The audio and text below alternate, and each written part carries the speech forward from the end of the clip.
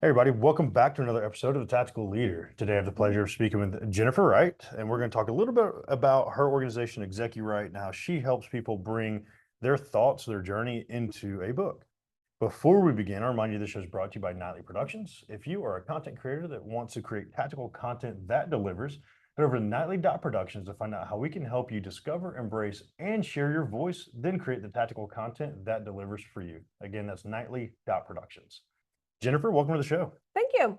So Thank you. super excited to have you here. Obviously, there's a lot of synergies between us here in Atlanta. We're in person. We're recording at the wonderful Buckhead Club, and there's a lot of synergies. I want to give the audience a little bit of background on you. Where obviously right now, by the time this airs, my book will be hopefully almost done and ready to be Yes. published. Very close. So Yeah. you're helping me with my book.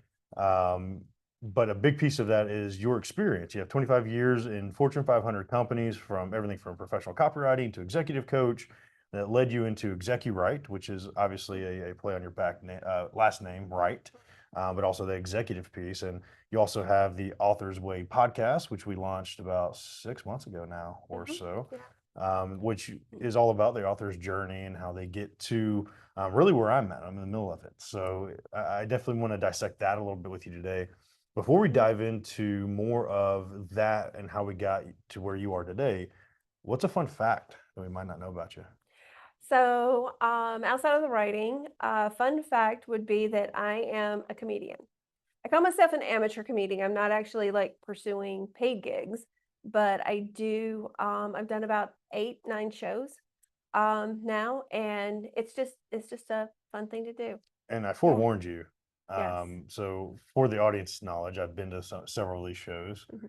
My favorite piece you talk about is the Southern woman, Yeah. because it's pretty much every woman I've ever dated. And you call them out. You're from Southern Alabama, so you start talking about different pieces of it. But I'm not going to ruin your whole skit and your whole piece of that. Tell us a joke outside of that. Okay. So, um, like you said, I grew up in Alabama. Grew up on a farm. Had a very old school grandfather. And he used to tell me, we'd be on the farm, and I wasn't a fan of doing much of the farm work. So he would tell me, "Now, Jennifer, if you don't learn how to dress chickens and slop the hogs, you ain't ever gonna find a husband." Well, he was right. I didn't. And that was the best advice anyone ever gave me. So So you can't slap hogs, I can't can't dress, now I can slop the hogs, but I refuse to dress the chickens. which I don't even know what that means. And my parents have chickens, so we Well, don't have to talk about it. yeah, It's okay. it's Probably not not fun. pretty. Yeah, got it. Yeah, It's not got it. pretty, yeah. So outside of the farm, obviously you went a different direction with your life. You're not a farmer, I'm at not a least that we farmer. know of. No. But you also went into the executive world. What was that first position you had, that first leadership position you had? If you look back to the early days of your professional life, what was that first moment you recognized there's a leadership quality or you wanted to be a leader in a capacity? So, I really kind of fell by accident into corporate. I was an English teacher, and when I moved to Atlanta, that's what my goal was. Well, it didn't quite work out at first, and so I started temping. And the 2-week job that I took it was GTE at the time. You may not remember that. That was Verizon. It's now Verizon. Don't know Yeah. that one. So my 2-week job turned into, I don't know, 4 years. And I never thought about going into that type of job, and it just kind of happened. What I discovered that I liked there was process. I started out, amazingly enough, I started out doing coding. So You were a I it, I don't even know how I did that. nerd. It was what they needed at the time, and I was willing to do it. But I ended up in their training department, and doing their training documentation, and doing some training, and everything was around process. So teaching people how to do, developing the process, and teaching people how to perform the process. And that just became very interesting to me. Helping people, really helping people do their jobs better. Um, and then I ended up in project management, which is really managing the process. So everything, in in my corporate life, kind of evolved around that. And it just became very interesting and fulfilling to be able to go in and take a really bad process, a very inefficient process, and turn it around into something that was much better, so that people didn't have to work so hard and they didn't have to take so many steps to get Right. something done. And so it was so interesting to me, and it was just very fulfilling to be able to help the organization and help the people in the organization by doing that. And is this does fall in the realm of Six Sigma and the lean This Yes, Six operations? Sigma is a methodology that you use with process. There's quite a few methodologies. Project management is a methodology. Scrum is a methodology. So there's several different ways that you can approach it.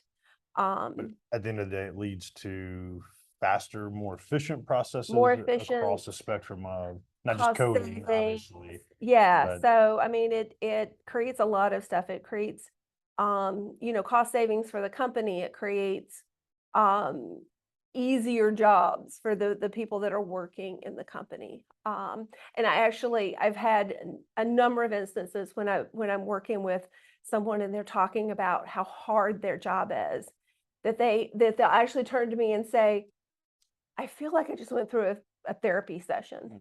because people get so stressed with their jobs. And it's because there's so many pieces of their jobs that are just so hard. And, if you can bring some ease to that, take out some of those unnecessary steps and some of that bureaucracy that they have to deal with. Yeah. and you've now moved that into Write, Yeah. where you're focusing on helping people write. You're working on the publishing piece of it, where you're going to be Right. publishing books, and there's a process attached to that that you've explained to me in an Yeah. efficient way. Um, Tell us how you got to that point. Where did you go where you realized beyond processes, you wanted to bring that to discovering people's voices. You want to help people Mhm. discover their voice. How did that come about? Where now you see this shift into entrepreneurship, business ownership, Mhm. and focusing there, getting like the voice into a written word.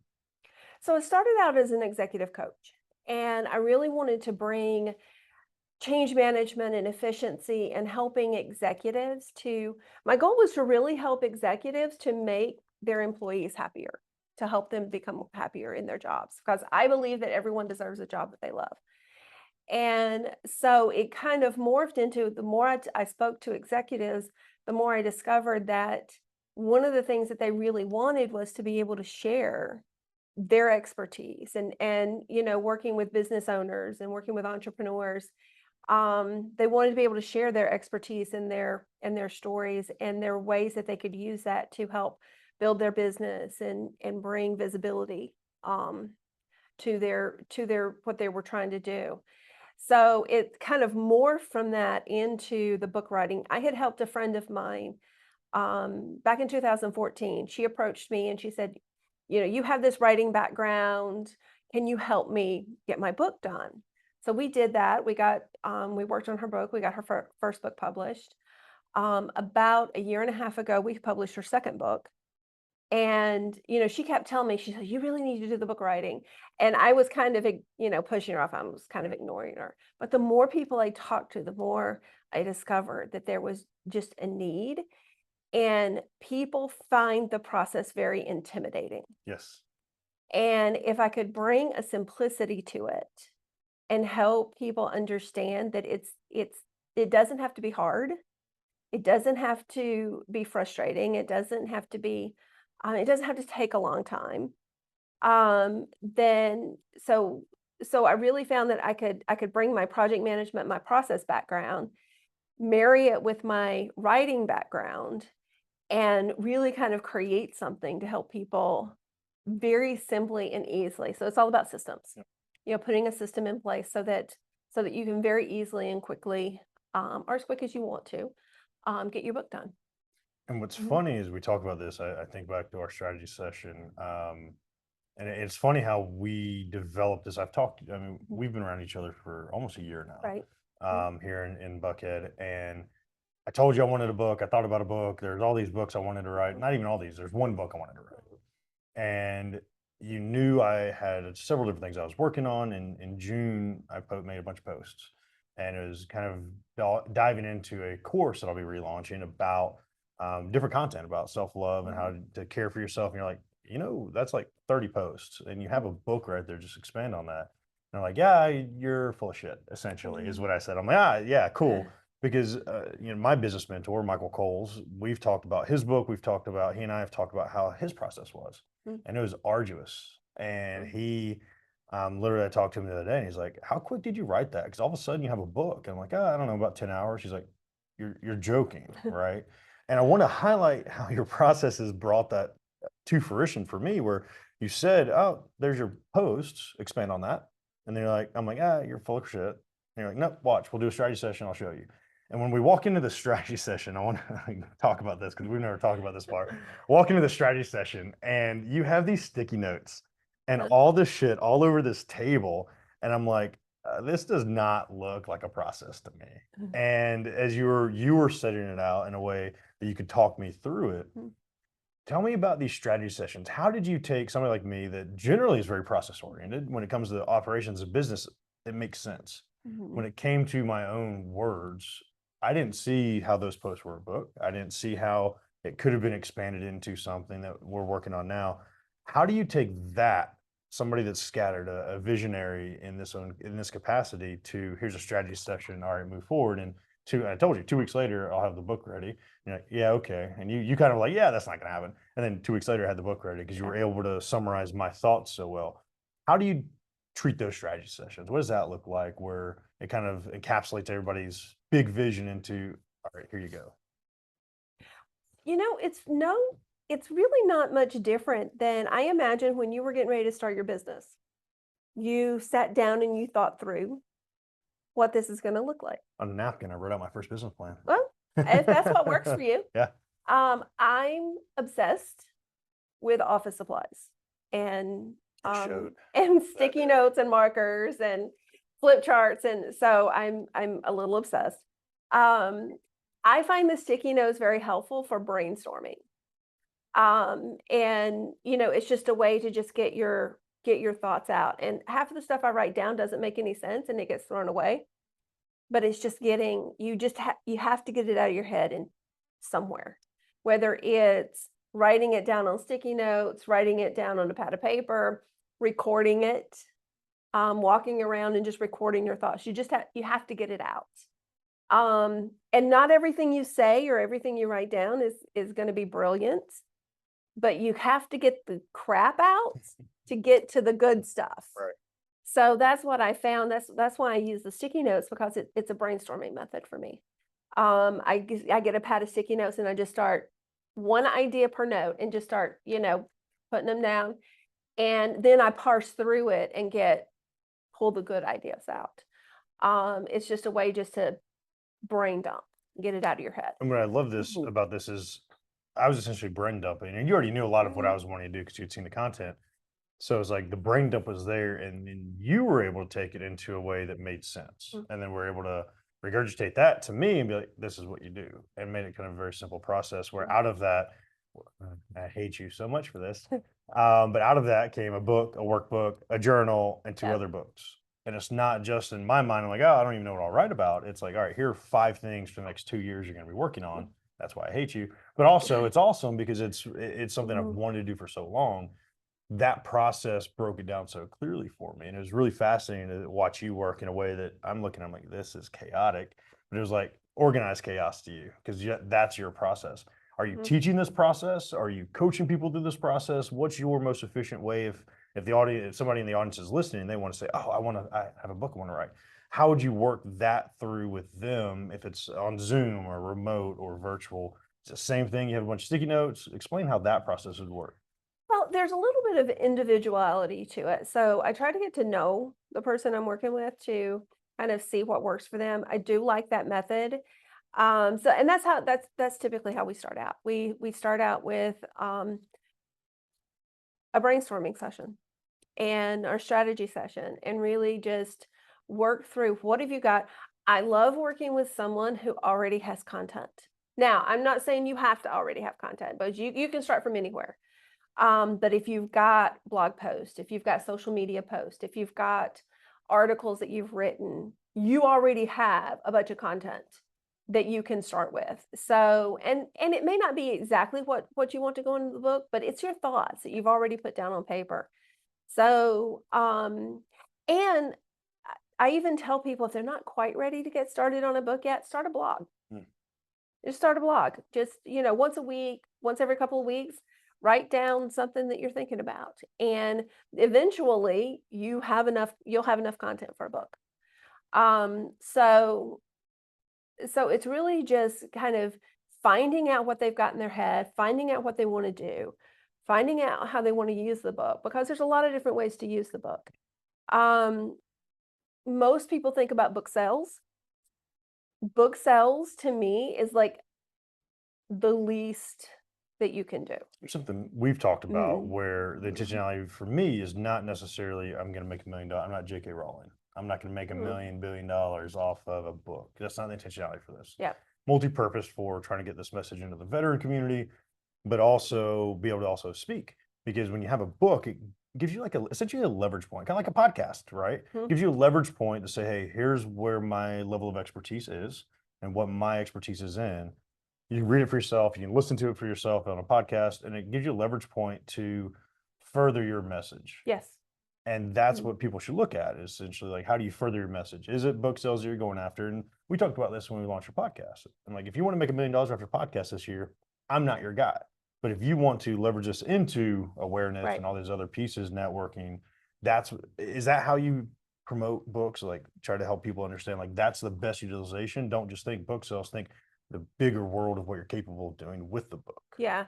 So one of the things that we're really starting to work through is how do you set your book up so that it is a marketing tool for whatever it is you're promoting. So whether you're promoting a program, whether you're an executive and you're wanting to move into like a C-suite or a CEO position, and you want something to make you stand out from the rest of the crowd. Whether you're a speaker and you want to get on larger conference stages, really using it and finding ways to use it to promote whatever it is that you're promoting. You can use the book, help you make so much more money than just the book sales, by doing that. And also we're really looking at how do we build the book, and this is what you're doing. You're building the book, you're building the other tools, you've built a program. So and all of it aligns. So really kind of looking at how can we build companion pieces so it's not just a book that I'm going to go out and sell. It's also all of these other pieces that you can promote and make, and even build a business around it. Is there a resource that you stumbled upon once upon a time that you really loved that has kind of driven you to this? A book, a podcast, something that like ignited this thought process of how you can translate this for you? What was that like kicking point of like, all right, this is something we can do? I don't. I think it's something that's just kind of evolved. I decided years ago that I wanted to become a professional copywriter. And there's a gentleman by the name of Bob Bly, and he wrote a couple of books on how to make money as a copywriter. So I read his books, and that's what got me interested initially into. I've been a writer since I could write. I've written stories, I've written stuff down, but never. And then I became an English teacher. When I stopped teaching, I just thought I was done with that. I mean, I still wrote, but I thought I was done with that. But then I discovered this whole professional copywriter world. And I'm like, I can make money as a writer. And so I got into that. Now I ended up stepping out of that and going back into corporate, but it was always kind of there. It was always kind of, um, yeah, I'm gonna really become a professional writer. There's a big draw with corporate because it's steady income, and it's so I did and I enjoyed it. But there was always this, I'm going to step back out and I'm going to, be a professional writer. So this method has really just kind of evolved. There was never anything that says you can do it and you can do it this way. So the process around, building a program around your book, that has just come to me in the last few months because, I was just thinking about how I think a lot about the ROI of the book. What is the return on investment? How can you track what the book is doing for you outside of book sales? And that's one of the things I've really been working on is putting some processes in place so book writers can really see and track their metrics around. And so this came up as a way that, it's another way that we can track the metrics around how what the book is doing for you and what the return on investment is. And I've seen that with the podcast guesting world, because there are a lot of Mhm. people that say being a guest on podcasts is not an effective means to do things. And I'm like, you're not tracking what Right, those pieces are, the third order effect, right? right. It's a little bit different in this world when you're on stage and you have that in-person connection, which is why I love doing this. It's different. You see the direct correlation attached to, right? In the podcasting world and the book world, it's a little bit different where you have to have the strong call to action, that next step, Mhm. the course, a workbook like we're doing. Mhm. It's that strong call to action for that next step to keep the audience engaged overall as community. Have you thought about that piece, or do you recommend that piece of like use this to build a community around? Yes. Because at the end of the day, you look at Lord. I grew up Lord of the Rings, so I read all the Lord of the Rings, and then The Hobbit, and there was a community around those Mhm. books, right? Harry Potter, there's a community, right? Almost a movement of sorts. Star Wars, Yeah. what does that look like for an author? And give some insights of this community piece around a book and an overall movement and how that plays a piece. So I'm glad you brought that up. That's a big part of it. Uh, so in order to really promote your whatever it is that you're trying to promote with your book, and if it's just the book, then it's the book. Then that's what you're promoting. So you do have to get eyes on it. You have to get people involved. So the community is a big piece of that. So you know this that I'm kind of reaching beyond just book writing and building out really more of a like a full service publishing company. And that's a big piece of it is not only do we want to help write the books. I mean, I could work with people and help them to write great books. And I tell people, I'm like, I won't let you write a crappy book. That's one of the goals is you don't get a crappy book. Um, but if we can really work together, we can build all the pieces out and make sure that you're not only because marketing a book it's not easy. If you're just going after book sales, marketing a book is not easy. Even if you have like one of the big publishing houses, they actually look at you and look for your audience and look at you to How do a lot of established the are you marketing. in that world? Exactly. Absolutely. Exactly. That's why you see people that are already kind of celebrity status writing their books, they already have a big It's not the following. overnight success move, right? Just Right. because you write a book and go to a publishing house doesn't mean you're instant celeb. Right. I mean, there's a lot of work that goes into it. So why not make all of that work for you in a broader sense?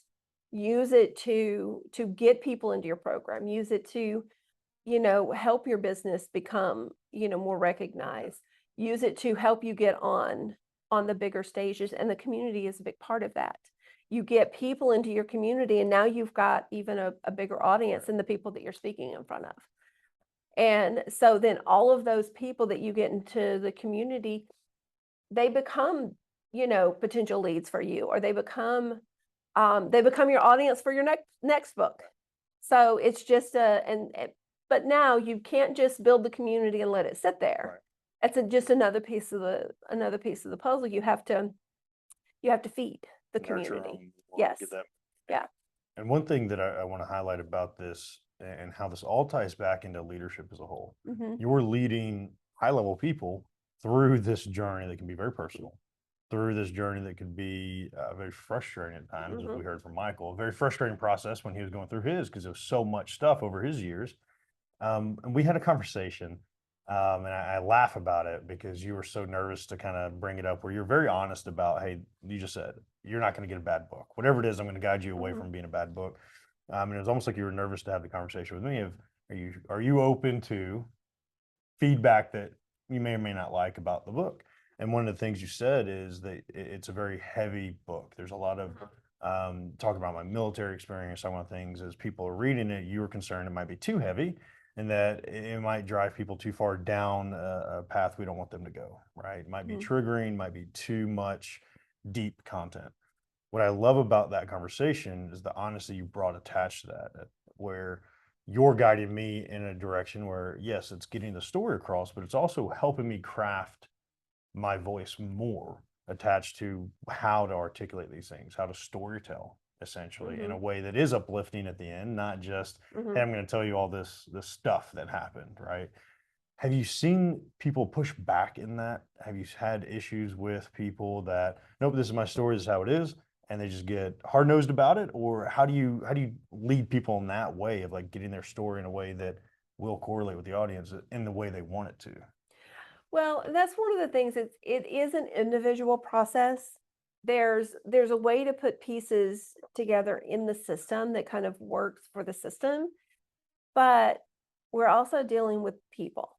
And people, it is an extraordinarily brave thing to do, to tell your story and to put your story out there. I don't care what your story is. Um, to be open and honest and put yourself out there, it's a very brave thing to do. So you have to kind of recognize that. And it's not my book, it's your book. So I can provide guidance and advice, but at the end of the day, it's your book. It's your story. So what I want to do is I want to make sure that people are some of my some of my feedback may be taken as because I'm sharing my story, it may be taken as a criticism of me and my story, and that's not the intention. The intention is to just help people tell their story in the best way possible. So that's why I always ask the question up front. I want to gauge how open someone is to um, taking feedback, and if I feel like they're not as open, then I adjust my feedback to make sure that, and maybe what they need from me is I just want someone to make sure all my grammar is right. That's the editing piece of And it. if that's what Right. they want, that's what I'll help them with. They may not want, they may feel like their story is what they want it to be. And I have to respect that because it's not my book, it's theirs. And what's funny about that, I've been posting a lot Mhm. about this process and us doing things, and I can't tell you how many people, just because I'm authoring a book Mhm. doesn't mean I'm a freaking writer. Nor does it mean I am editing my book, nor does Mhm. it mean I'm doing all this. I've gotten so many grammar police people. Oh, you misspelled something in your Mhm. post. You misspelled this, you did that, move the period. I'm like, I'm not editing the book. And that's something to highlight, I think. Like, I'm not an English major. I wasn't Mhm. an English teacher, didn't enjoy English class. Like it was not my thing. So it's not that you have to worry about the perfection piece of it, the perfection paralysis that we suffer from in so many different capacities. I don't have to write a perfect book. Together, we can create this perfect book attached to what we want to get out. And that editing, the grammar, don't let that piece stop you. Because to Right. me, initially, that was the overwhelming piece. Like, oh, I have to write something that makes a lot of sense. And you were helping me edit it in a way that actually makes sense. Whereas in my mind, it might not have, right? As I put it on paper. And I love that you're coaching and guiding people in this way. And I'm really curious, as you're doing this and you're helping people discover their voice, put it on paper, put it in a book, what's a legacy you want to leave by helping these leaders put their voice out there more? That's really the legacy. Is just helping. I love storytelling. I'm Southern. We're storytellers. Um, Sipping sweet tea, sitting on the front yes, porch. yes, I love telling stories, but I also believe the stories teach us. Um, I love failure stories as much as I love success stories because the failure stories, um, that's where we learn. That's where we learn. That's where we develop.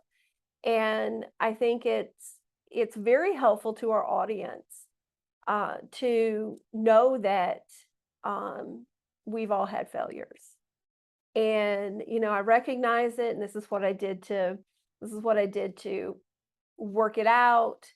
I think those are really big teaching tools, and so that's one of the things I really love doing is helping people not only tell their story, but help to show the lessons in the story, the progression, the development, how I built this business or how I built my career or, whatever it is, wherever your story goes.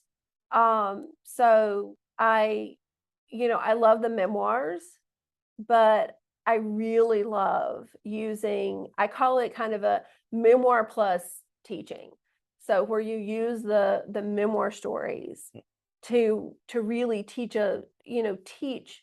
the younger generation or whoever's coming next to, you know, and even having tools, providing tools and providing tips and different things. This is what I learned from my experiences.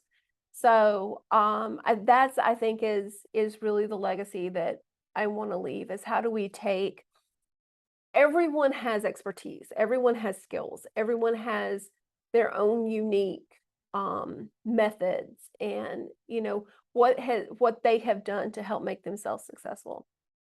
And I want to help people share that with the next generation or whoever they want to share it with. I love that. Yeah. It's memorializing all of Yes. it. Yes. Yeah. Helping people leave their legacies. I Yeah. love that. I want to give the audience the opportunity, your podcast, Mhm. your content, everything that you're doing out there. If they want to reach out to you and figure out how to write their book the Mhm. best, give us all the information where we can find you. So the podcast is called The Author's Way, A Journey to Finding Your Voice. And I interview a lot of authors and I talk about their process and how they got started and what they did while they were going through the process. It's really to help other people learn, what works well or maybe didn't work. Didn't work well, yes. Um, I I also have, I'm getting ready it's going to be launching in a couple of weeks, a new course for book writing. There's an online course, um, there's strategy sessions, there's uh, coaching sessions that'll be available. So that's all on my website, execuwright.com, and I'll spell it for you. It's CUWRIGHT.com. It's a play off my name. Um, so yeah, so Where we can that's find you all the way around. yes, Love it. yes.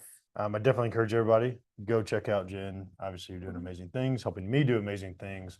And come back for Tactical Friday. We're going to break down the top couple tips to actually move this forward. So, Awesome. Jen, thanks for your time. Thank you.